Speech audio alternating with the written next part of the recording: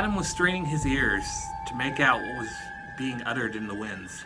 It didn't sound like a trapped deer or anything like that, but it seemed like something was in distress. Part of him was trying to ignore it to continue the pursuit of the hodag. But what if the noise indicated something else was being attacked? After all, there was no reason to believe monsters would only limit themselves to human targets. Then again, if the hodags weren't at fault for the killings, why would they attempt to slay something else? Too many questions were floating around in Adam's head with damn few answers, and it was distracting him from trying to pursue the hodag. He pressed forward. The noise wasn't going away though, and it sounded like it was coming from above, like something in the trees. Whether that thing was friend or foe remained to be seen.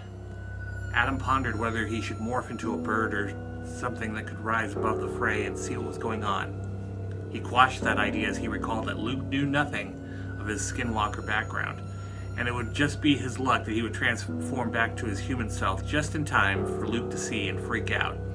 For now, Adam would have to rely on his human instincts to get through the hunt. Then he felt an acorn hit him on the head. He glanced around to see if there were any playful or mischievous squirrels around, having fun with their food. "Hey Adam, look up!" Adam's eyes widened as he realized that was Luke's voice. His gaze moved upward, and he saw that Luke was hanging upside down from what looked to be a snare. In spite of himself, Adam let out a laugh. "This isn't funny, you douchebag! I've been hanging upside down from the trees for a good half hour." Adam set the net-throwing gun he'd been carrying down by a tree as he tried to get his jocularity under control. "Well now, that would be quite an achievement, even for you, considering we've only been chasing the hodag for about 10 minutes. If I'd known you were just going to be hanging around, I wouldn't have been so focused on finding the hodag," Luke snarled. "Oh sure, make fun of the guy swaying in the breeze like a ghetto piñata.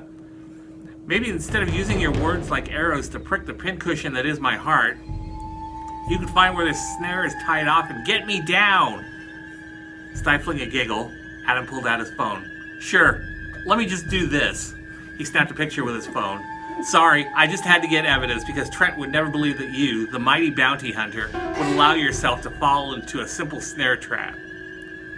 "Speaking of Trent, has he checked in with you? He wasn't answering the phone before I found myself going airborne, and I lost my phone during my rapid ascent. It's probably in a million pieces around the bushes by now." "Tell you what, I'll check. Besides, he's probably going to want to see this for himself." Adam tapped a couple of buttons on his phone. "Trent, it's Adam. What's your location?" No answer. Adam tried again. "Trent, this is Adam. Respond." Silence.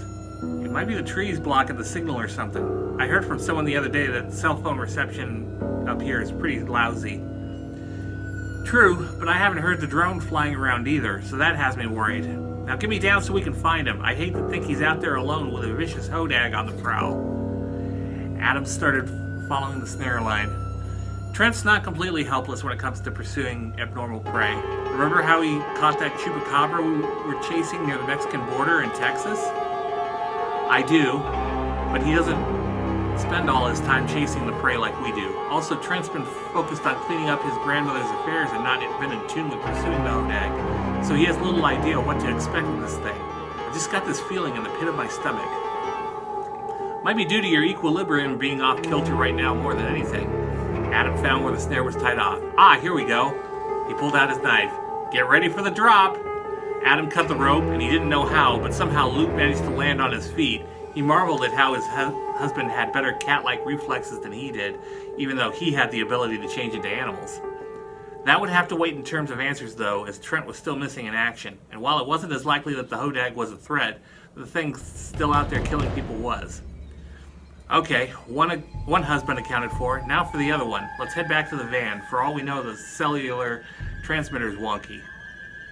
It was a short trek back to the van, but when Adam and Luke arrived, the back door was ajar, and there was no sign of Trent or anyone else.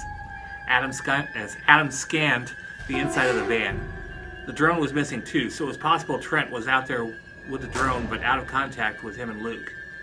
It was odd for Trent to go rogue, but considering Trent and Adam both had knowledge of the monster responsible for the deaths was not a hodag, it made a certain amount of sense that Trent would try to find out the truth before getting anyone else involved. That didn't make Adam any less apprehensive about the radio silence, however, and he knew Luke was on alert about it too. Luke grabbed a spare cell phone that the hunters kept handy in case one of the other ones stopped working or broke for whatever reason. Trent, it's Luke. Time to stop being a hero and respond.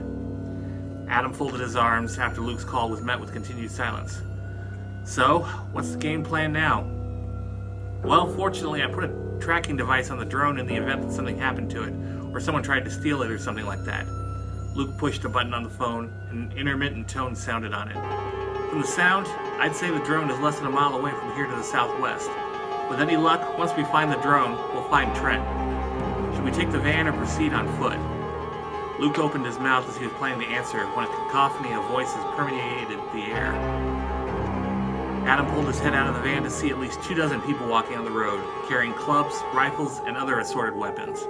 They obviously weren't the welcome wagon. Luke, I think we've got a problem.